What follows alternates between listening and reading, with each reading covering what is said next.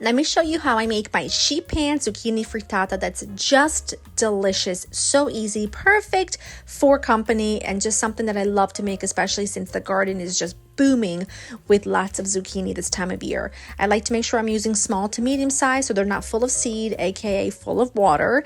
Thinly slice or dice them, and then I also like to add some onion, yellow onion, red onion, whatever I have on hand. And then I also like to dice up some hard cheeses. Now I would stay away from something like mozzarella here, or fresh mozzarella I should say, because all of that liquid can lead to really runny eggs, but I use provolone, cheddar, Swiss, anything like that. Set that aside. I like to saute my zucchini and onion in a little bit of olive oil until they develop some color. Make sure you're adding a nice little pinch of salt to season, because you want to make sure you layer your seasoning well. And then just saute them until they develop some color and they break down. And once they're there, just set them aside to cool for a bit.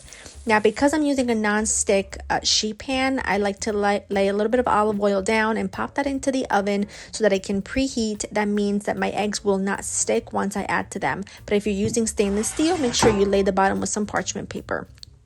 To a large bowl, you're going to crack a lot of eggs. And before everyone yells at me, because I understand the price of eggs is an issue, just know that this is going to feed a ton of people. So it's 15 eggs, yes, but it's also going to feed about 12 to 16 people.